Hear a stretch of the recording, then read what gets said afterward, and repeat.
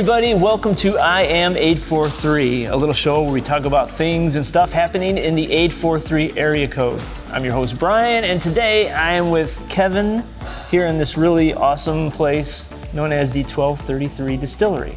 So how you doing today, Kevin? I'm doing great. Thanks for coming. Cool. And my first question is, and it's an easy one, how long have you been here?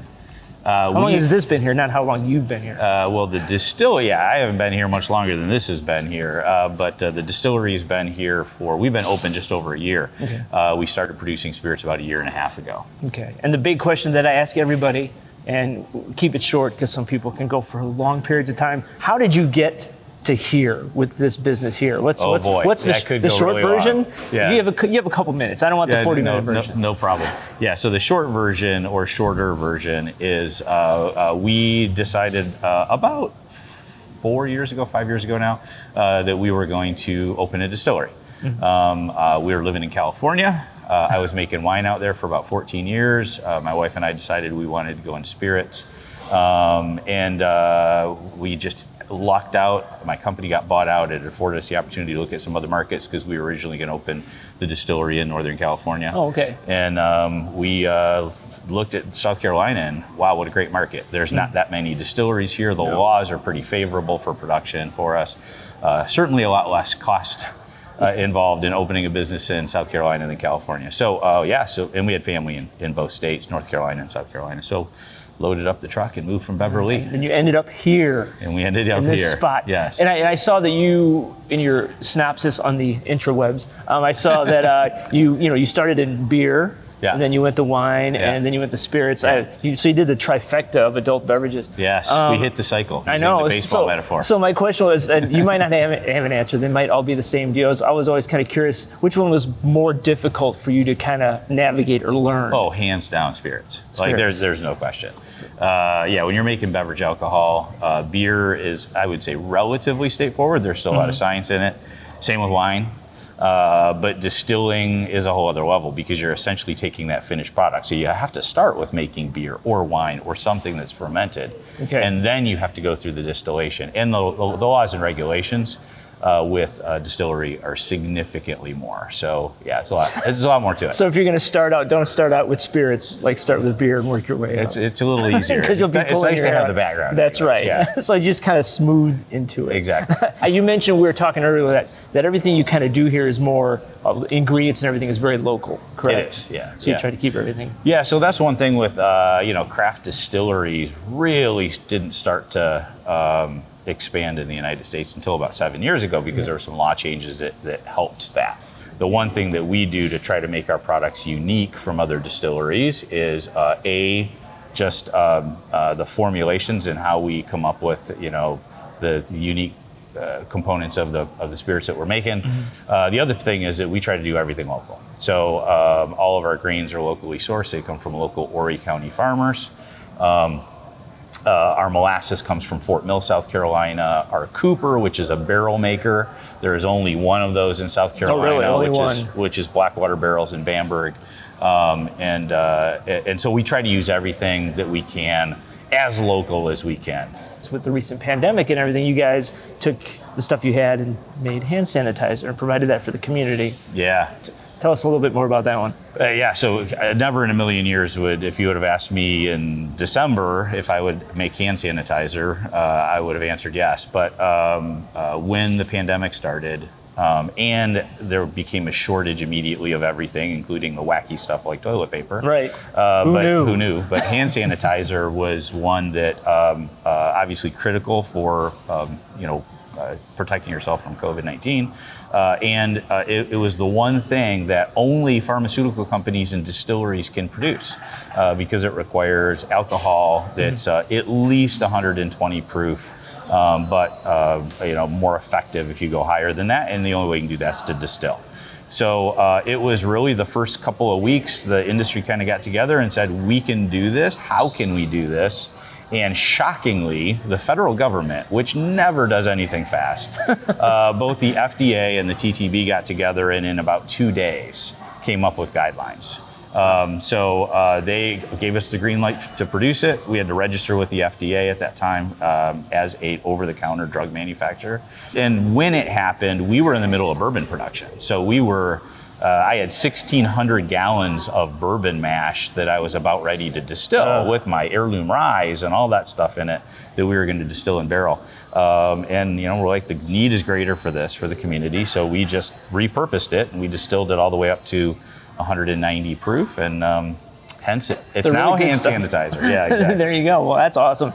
And you guys do guided tours, of course, and VIP tours. What are the differences there on those? Yeah, so right now we're just doing the VIP tours, just because we're still trying to figure out the whole COVID-19 social distancing and groups thing. But it's really cool. People come in.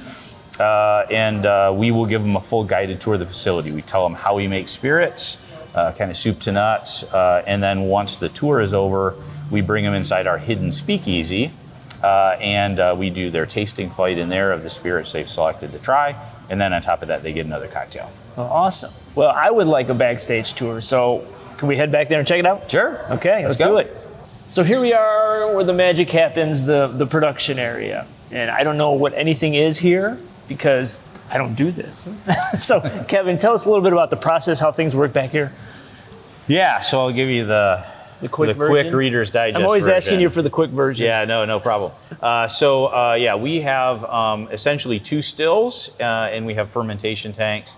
And one of our stills, they have names, by the way. This one's Bonnie, this one's Clyde. Bonnie is also a mash tun. So if you've been to breweries before, they're essentially, it's a big giant cooker. It's where we cook our grains. That's how the process starts. Mm-hmm. We do a grain mash.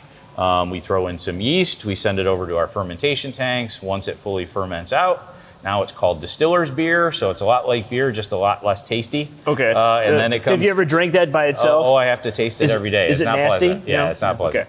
Okay. Then we will transfer that back to Bonnie, and then Bonnie does our first distillation run, which is called a stripping run. That takes out essentially all the alcohol out of that beer. And then we bring that spirit over to this still, which is our spirit still, and then we'll do the final run. So on the Bonnie and Clyde, which I found interesting, is it because of the process that one is called Bonnie and one's called Clyde? No, Bonnie was a little curvier, so that's Bonnie and curves. Yeah, there you go. Because I was like, why did which one get the name? But yeah, that makes sense. That's how we picked. Okay. Yeah. So I know you guys can get the product here. Where else can they purchase? I know you want them to come in here and get it here and be here, but do you guys have it out in the not regular necessarily. market too? Of course, we'll have people come in because we can explain what makes our products unique, and hopefully they have a great experience here. But we're carried in almost all the large liquor stores in the Grand Strand. We're in Total Wine. We're in all what are called the Class Bs, which would be like Owens and Surf and Pavilion, and so they all carry our spirits. And then we're now in about 60 bars and restaurants in the Grand Strand too. So we're very happy with that, considering we've only been really open just over a year, and the local community's really embraced us. They really like our products, and we're expanding pretty fast. And it is based on like a prohibition theme. Yeah. So our name comes from. We like to tell people we celebrate our freedom to drink here every day. So, and that happened when Prohibition ended and the 18th Amendment was repealed, the 21st Amendment enacted. Most of our spirit names have a direct tie to Prohibition. Mm-hmm. Some pretty cool stories on the back of the bottles. A lot of them local stories about Prohibition here. And then, of course, that's why we also put in our Speakeasy. That's right. And we're going to go visit the Speakeasy. And since you seem to know a lot about Prohibition, we're going to take a little Prohibition quiz and see how much Kevin really knows. So let's go check out the Speakeasy.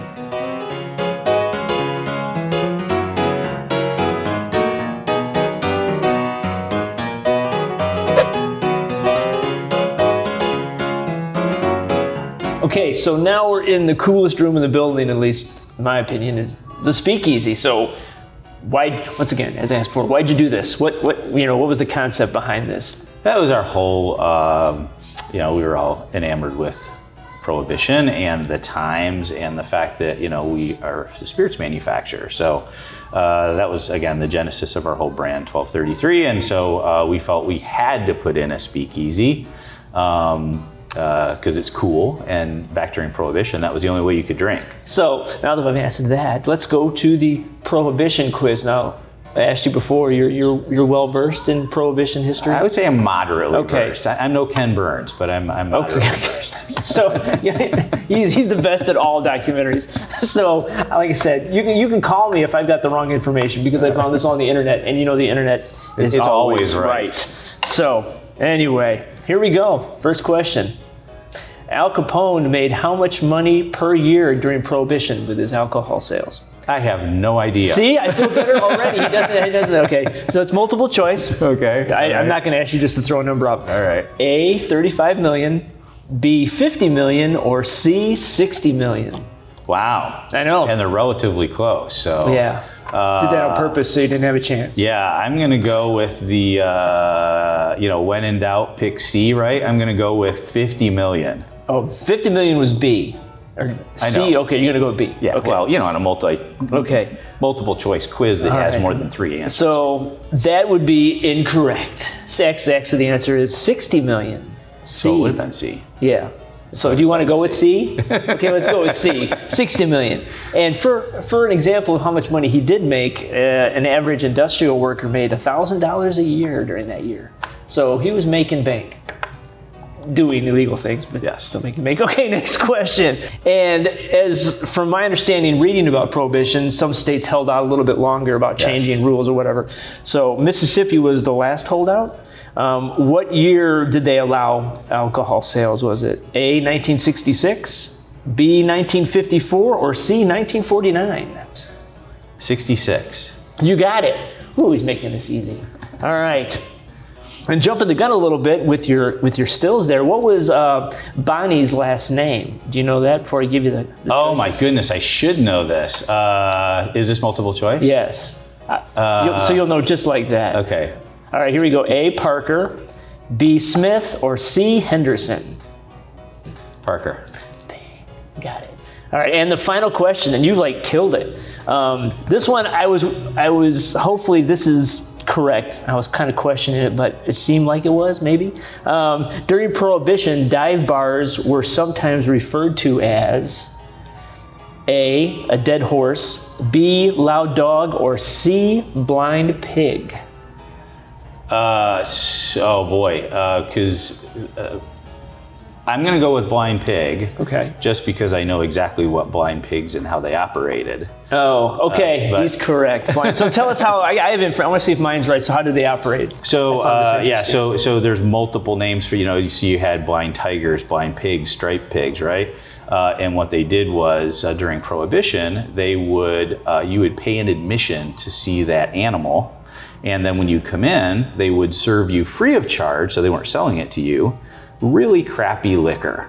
And so people would come in, they'd pay the admission to see the striped pig that was literally a pig painted with stripes, and then they'd get their alcohol. So that's exactly what I read. So yeah. So Kevin is a Prohibition expert. At least he knows a lot more than I did, because I was clueless. Or at least I lucked out on the question. That's right. Well, I tried to make him easy. I don't want to get I don't have time to dig that deep. Anyway, so Kevin, thank you for doing this with us today. At the end, I want you to throw out here to the camera your website, your socials, any way they can get a hold of you. Yeah, so we are on all social media platforms. So we're on Facebook, Instagram, Pinterest, YouTube channel. We've got it all. And our website is www.1233distillery.com. 12 is spelled out, and then the number's 33. And you can book tours, you can check out all of our spirits, and actually we now ship to 30 states. So if you're out of state and you need to get our spirits, we can help you out there too, probably. We'll check anyway, regardless. They'll do their best.